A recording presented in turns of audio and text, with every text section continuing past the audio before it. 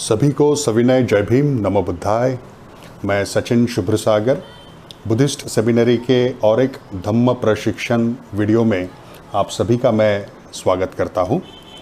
आप सभी को पता है बुद्धिस्ट सेमिनरी यह परम पूज्य डॉक्टर बाबा साहब जी आम्बेडकर इनके दृष्टिकोण से प्रशिक्षण धम्म प्रशिक्षण देने वाली प्रचार प्रसार यंत्रणा है।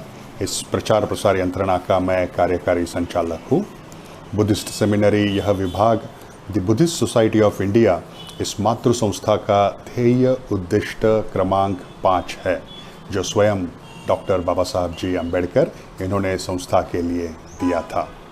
इस सेमिनरी के माध्यम से हम लोगों के मन में धम्म जानते वक्त जो प्रश्न निर्माण होते हैं, संभ्रम निर्माण होते हैं, उन प्रश्नों का एक समाधानकारक रूप से स्पष्टीकरण देने का प्रयास करते हैं। आज का इस वीडियो का जो विषय है वो है the Buddhist society of India. इस मातृ संस्था के लिए डॉक्टर बाबा साहब जी आम्बेडकर इन्होंने दिए हुए 10 ध्येय उद्दिष्टों को हम जानने वाले हैं। राइट, ये जो वीडियो है, आज का वीडियो, ये उन 5 वीडियो में से एक वीडियो है जो उपासक उपासिकाओं के लिए बनाया है। जो उपासक उपासिकाएं धम्म प्रशिक्षक स्तर के शिविर को ज्वाइन करना चाहते हैं, उनके लिए ये 5 वीडियो देखना अनिवार्य है। इस वीडियो में एक्सप्लेन किए हुए सब्जेक्ट्स को समझना उनके लिए ज़रूरी है, तभी वो धम्म प्रशिक्षक स्तर के शिविर में सहभागी होते हैं। तो अगर आप चाहते हैं उस स्तर के लिए अगर कोशिश करने वाले लोग हैं तो ये विषय को आप अच्छी तरह से समझें, ऐसी मेरी आपको विनती है। तो चलिए इस वीडियो के विषय को देखते हैं। The Buddhist society of India, इस संस्था के 10 ध्येय उद्दिष्ट। सबसे पहला सवाल निर्माण हो सकता है आपके मन में, ये संस्था और अन्य धार्मिक संस्थाओं में क्या फ़र्क है। तो मैं आपको बताना चाहता हूँ कि आप बौद्ध है तो आप बुद्धं शरणं गच्छामि, धम्मं शरणं गच्छामि, संघं शरणं गच्छामि तो आप कहते ही होंगे, इसका पठन तो करते ही होंगे। तो इसमें संघं शरणं गच्छामि क्या है? आप में से कुछ लोग कह सकते हैं कि भाई संघं शरणं गच्छामि तो भिक्खु का संघ है, उनको हम वंदन करते हैं। नहीं, संघं शरणं गच्छामि का मतलब संघ, इसमें जो संघ शब्द है वो संघ है अट्ठपुरिस पुग्गला, 8 प्रकार की उच्च मनोवस्था प्राप्त किए हुए लोगों का संघ। 8 प्रकार की उच्च मनोवस्था प्राप्त किए हुए लोगों का संघ, ये है अट्ठपुरिस पुग्गला, ये स भगवतो सावक संघो, संघ वंदना में हम कहते हैं। ये 8 प्रकार की उच्च मनोवस्था प्राप्त उपासक भी कर सकता है, उपासिका भी कर सकती है, भिक्खु भी कर सकते हैं। तो संघ कपड़ों से संबंधित नहीं है, संघ जो है वो मनोवस्था से संबंधित है।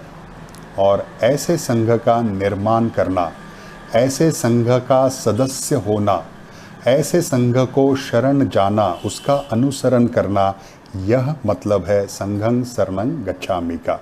तो ये संघ कहाँ पे है? ऐसे मनोवस्था वाले व्यक्ति, जहाँ पे ऐसी मनोवस्था निर्माण हो सकती है, जहाँ पे धम्म का पालन करने के लिए वातावरण निर्मित हो सकती है, जहाँ पे मैं अपने धम्म के विचार रख सकता हूँ, वहाँ पे मुझे प्लेटफॉर्म मिल सकता है, जहाँ पर से मुझे धम्म के विचार जानने का प्लेटफॉर्म निर्माण हो सकता है। ये संघ कहाँ पे है? ये संघ है the Buddhist society of India. ऐसे ही व्यक्तिगत या आध्यात्मिक व्यक्तियों के आध्यात्मिक या व्यक्तिगत विकास के लिए और बौद्धों के सामाजिक विकास के लिए परम पूज्य डॉक्टर बाबा साहब जी आम्बेडकर इन्होंने 4 मई 1955 को ऐसे संघ की निर्मित की थी, जिस संघ का नाम है the Buddhist society of India. और इसके लिए 10 ध्येय उद्दिष्ट भी दिए थे। और ये संस्था किसी एक या 2 व्यक्तियों के लिए उन्होंने निर्माण नहीं की थी।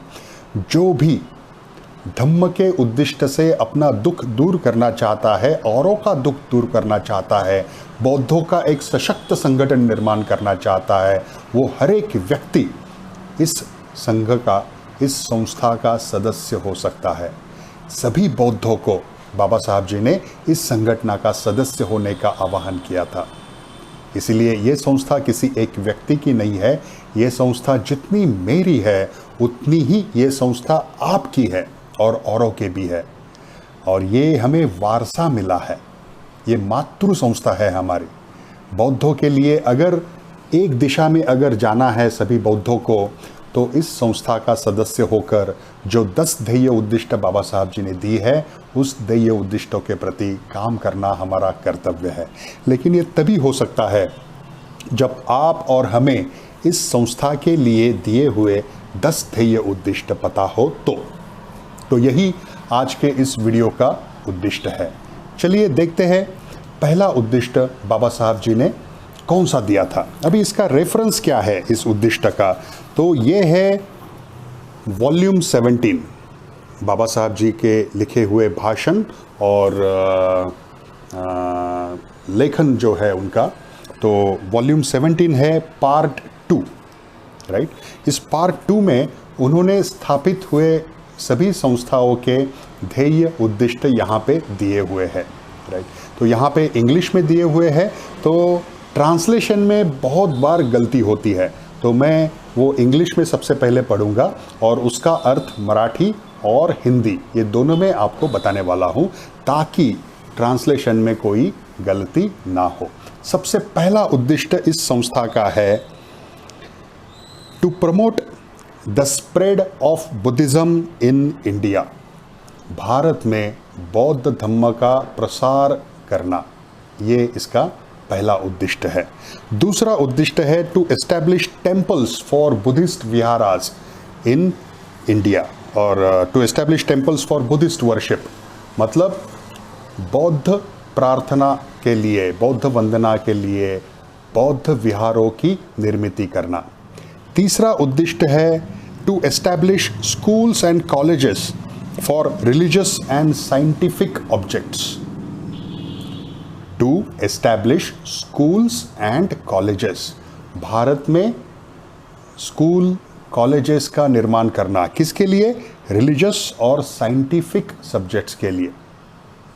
इन सब्जेक्ट्स के लिए स्कूल और कॉलेजेस का निर्माण करना, ये तीसरा उद्दिष्ट है, मतलब शैक्षणिक दृष्टिकोण से ये तीसरा उद्दिष्ट है। चौथा उद्दिष्ट है to establish orphanages, hospitals and relief centres, मतलब धम्म सिर्फ ज्ञान लेने के लिए नहीं होना चाहिए, धम्म से आपको सामाजिक हित के लिए कृति भी होनी जरूरी है। तो वो शिक्षा की कृति, ऑर्फनेजेस मतलब जो अनाथ लोग हैं उनको आसरा देने की कृति, हॉस्पिटल्स की निर्मित मतलब जो बीमार है उनके लिए सहायता, मेडिकल सहायता की कृति, राइट। और रिलीफ सेंटर्स, ऐसे बहुत से कुछ इमरजेंसीज लोगों को आती है तो उनके लिए रिलीफ सेंटर्स की निर्मित, ये है चौथा उद्दिष्ट, ये ऑर्फनेजेस, हॉस्पिटल्स और रिलीफ सेंटर्स की निर्मित करना। तो बौद्ध व्यक्ति सिर्फ आत्म केंद्रित नहीं होता, उसका आउटवर्ड एक्टिविटी भी होनी ज़रूरी है। तो ये आउटवर्ड एक्टिविटी शिक्षण क्षेत्र में और आरोग्य विषय क्षेत्र में होनी चाहिए। तो ये सामूहिक रीति से हो, इसके लिए बाबा साहब जी ने इस संस्था के लिए ये उद्दिष्ट दिए हैं। पांचवा उद्दिष्ट जो बहुत महत्वपूर्ण है, to start Buddhist seminaries for the preparation of workers for the spread of Buddhism. ध्यान से आप सुनिए, टू स्टार्ट बुद्धिस्ट सेमिनरीज, किसके लिए? For the preparation of workers for the spread of Buddhism. धम्म के प्रचार प्रसार के लिए आपको प्रशिक्षित प्रचारकों की ज़रूरत है, लेकिन इनको प्रशिक्षण देने के लिए एक यंत्रणा का निर्माण होना बहुत ज़रूरी है। तो इसीलिए बाबा साहब जी कहते हैं बुद्धिस्ट सेमिनरी, ऐसे प्रशिक्षण देने वाली यंत्रणा का निर्माण होना या उसका निर्मित करना आवश्यक है, ऐसे इस उद्दिष्ट में बताते हैं। और यही उद्दिष्ट की पूर्तता हम इस वीडियोस के माध्यम से कर रहे हैं। बुद्धिस्ट सेमिनरी हम शुरुआत कर रहे हैं। छठा उद्दिष्ट है इस संस्था का to promote comparative study of all religions. सभी धर्मों की, मुख्य धर्मों की एक कंपैरेटिव तुलनात्मक स्टडी, तुलनात्मक अभ्यास, अध्ययन इन प्रचारकों के लिए, लोगों के लिए, ताकि लोगों को पता चले कि कौन सा धम्म उनको समस्याओं में से मुक्त कर सकता है, एक वैज्ञानिक दृष्टिकोण से, तार्किक दृष्टिकोण से। तो इसीलिए सभी धर्मों का एक तुलनात्मक अभ्यास प्रमोट करने के लिए भी बाबा साहब जी कहते हैं। सातवां जो है, to undertake publication of Buddhist literature and to issue leaflets and pamphlets for giving a true understanding of the Buddhist religion to the common mass. Publication of Buddhist literature, pamphlet, Buddhist literature, इसकी निर्मित करो, लोगों में पहुंचाओ, ताकि वो धम्म की बातें जान सके इस बुक के माध्यम से, लीफलेट के माध्यम से। To create a new order of priest, ये 8वां उद्दिष्ट है, ध्यान से सुनिए। To create a new order of priests if it becomes necessary to do so. यहाँ पे बाबा साहब जी ने to create a new order of priests ऐसे लिखा है। बहुत से लोग इसका जो ट्रांसलेशन जो है हिंदी में या मराठी में करते हैं, भिक्खु संघ की निर्मिति करना। आपको मैं बताना चाहता हूं, बाबा साहब जी ने भिक्खु के लिए अधिकांश जगह पर भिक्खु शब्द का ही यूज किया है इंग्लिश में, या ज्यादातर वो मंक इस शब्द का इस्तेमाल करते थे। लेकिन भिक्खुओं के लिए उन्होंने प्रिस्ट ये शब्द का उपयोग नहीं किया। अगर उन्हें भिक्खुओं के संघ की निर्मिति करनी थी तो यहाँ पे वो भिक्खु शब्द का इस्तेमाल कर सकते थे या मंक शब्द का इस्तेमाल कर सकते थे, लेकिन यहाँ पे उन्होंने प्रिस्ट शब्द का इस्तेमाल किया है। उनका और एक पत्र है जो वली सिन्हा इनको लिखा था, general secretary of Mahabodhi society. उस पत्र में उन्होंने प्रिस्ट किस तरह के होने चाहिए ये बताया है। 1954 में उन्होंने रंगून में एक जो इंटरनेशनल कॉन्फ्रेंस था वहाँ पे भाषण देते वक्त उन्होंने बताया है कि मुझे उपासक उपासिकाओं में से प्रचारक चाहिए, मैरिड चाहिए, वो उसमें से मुझे वो प्रिस्ट चाहिए। एक जापान के धरती पर जो मैरिड प्रिस्ट होते हैं उस तरह के मुझे प्रचारक चाहिए। तो बाबा साहब जी को उपासक उपासिकाओं में से निर्माण किए हुए प्रचारकों की अपेक्षा थी। भिक्खु संघ तो अपना कार्य कर ही रहा है, लेकिन उपासकों के लिए, उपासकों की प्रचार यंत्रणा निर्माण करने का उनका एक विशिष्ट हेतु था। ये वो हेतु है नंबर 8। तो कोई भी इसे भिक्खु से आप मत समझ लीजिए, उपासक उपासिकाओं की प्रचार प्रसार यंत्रणा, ये बाबा साहब जी का 8 नंबर का उद्दिष्ट है जो इस संस्था के लिए दिया था। 9वां उद्दिष्ट जो है, टू एस्टैब्लिश अ प्रेस और presses for the purposes of carrying on the work of publication. Publication का काम करने के लिए प्रेस की निर्मिति करना। और 10वां उद्दिष्ट है, to hold gatherings and conferences of the Buddhist of India for common action and to establish fellowship.